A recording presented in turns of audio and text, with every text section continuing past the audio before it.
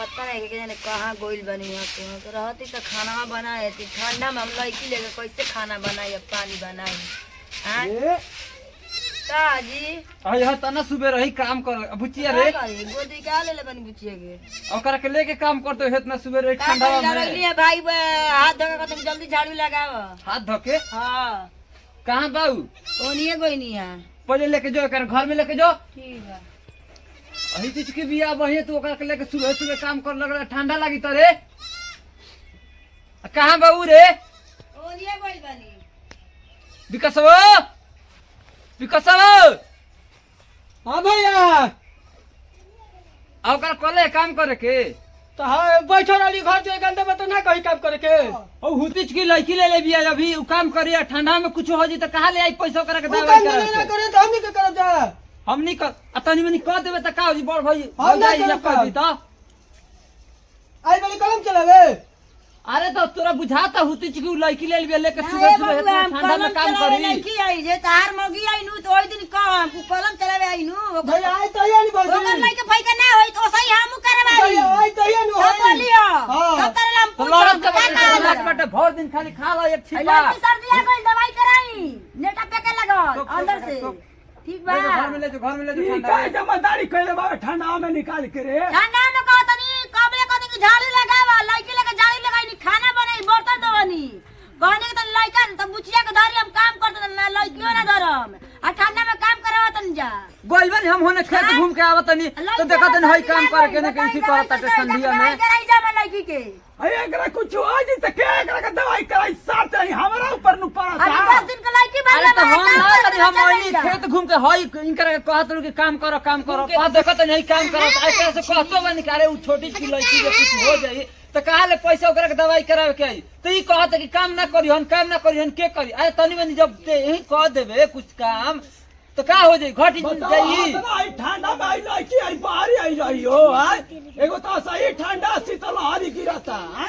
बीमार पड़ त के पैसा दिए रो ससुर लो तो बताइए अभी 10 दिन के लड़की है भाई में काम करवाओ तन जाऊं है कमाऊगी आई तो तो करी करा सही तू करा निकल खाना ना बनाई बाबा आप खाना बना खाइम जा हम अपन लड़की तो ये करत है जानबूझ के अब हई तो कहा तारू कि के ई ना करियन तो के करी हमनी के ना करब तनी मनी कदी काम तो घटी जाई करे छे भाई सही करवा से तो घर चली आए एगो तो कतना दिन के बाद एगो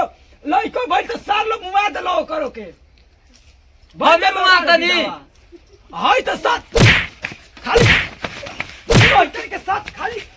घूमतावन खाली घूमतावन कहा तारू कि घर के तनी काम क दे रे क दे रे घुमा तो भर दिन एक छिपा हुरत रहता घूमत रहता लफून के साथ जाके उन्हें सिगरेट आ दारू तो रहता बुझा तक के भाई बहन मालिक आवतवन रोज समझावे लागत तवन आदमी के तो हई काम ना भई तो हम ना भई बुझाता कि घर के बड़का इसी महाराज चल हमला कब करो चिल्लाइबे साथ में मारा क्यों भी भगले काहे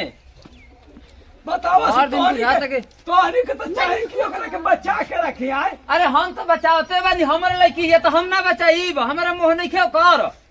बताओ अभी हाथी चुकी लड़की बिया कुछ हो जाता सार लोग के इनको लोग के पैसा नहीं खेनु लागत एकरी के खाना मत बनाओ करो से कहली कि अभी घर में से बाहर मत निकलिए रे ले खाना पीना बंद कर देना हम खाना ना बनाई बनाओ 10 11 बजे सार लोग खइहन जब लड़की ले बोले हमर खाना नहीं हम अपन लड़की देखम हम एक महीना खाना ना बनाई कनी सुबेरे के रखे जब अपन पर बना के खाएंगे नु तो बुझा जाई कितना बाल में तो कितना दुख ले तकलीफ ले बाल में तो पोसा लसन हम न जानत कि सार कैसे पोसाई बनी जा कैसे कैसे पैदा कइला ही हम न जानत नहीं हैं कैसे पैसा जुटा के कर्ज लेके कइले बानी आ सार भाई रहन क्रिकेट मारती चल गेलन होने हैं करा तवन खाली मदारी है जा आके हमारा से लड़ा तड़ियो कि असही उना पोसाई करियो त बनी के करी कितने मेहनत लागला पोसे में लड़किया के कुछ भाई लेके दे कर रे सर्दी आ गइल बिया बतावा ठंडा लागल ले जो हवा बहुत ले जो घर में ले जो ओकर के समझाओ यही तरह करी ना पढ़ता ना लिखता भर दिन है ना घूमत रहता काल देखो नी ओकरी संगे बैठ के आ सिगरेट धरा के खूब हेतरे नाकी में धुआं फेंकता तो वो जे सार के मारला घोलटा के तो तू देखता नहीं रखबा तो कैसे मारी लागत हमरा से लड़े लड़े लगा कोई बोला नहीं कहीं खिसिया के हमरे के एक तबड़ा के दे देबे तब तो हमारी इज्जत उतर जाई इज्जत उतर जाई सार के घरवा में ना रहे जब कह देता यही तरह कल कहनी कि जोर गहूं तनी पिसैले रे तो कहते कि ना हम जाते नहीं, हमारा काम बा। अब जाके देखा तनी तो हमने चुपचाप बैठल बा मोबाइल में लेके, वही में फिल्म देखा था, टिकटॉक देखा तड़ुए बैठ के। कवनो काम लायक नहीं कर सक कवनो। सर तू बात है ना बुझाला कि तनी हां मैं आ रही है तो तनी एकरा के कोई बचा के रखे के। अरे तो हम तो कहते बानी, हम केने केने देखी बोला अकेले बानी।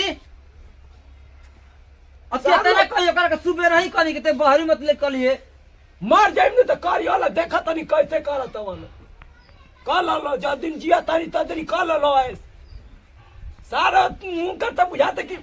शादी होके से पहले ही हम ऊपर चल जिम पूरिया किया। हम सोचे तारी के तनी कुछ उहो बन जाए तो ओकर शादियो बियाह करे में ठीक रहे। तो ओकरा तनिको बुझाते नहीं कि ओकरा भविष्य के बारे में का बड़ी का सोचे के बात हम खाना बना देलू न तो तोहरे के हम मारब कह दे तनी। छोड़ दे के खाई चाहे ना खाई, अब बस नहीं मत उतना सुबेरे जाग के, ठीक बा?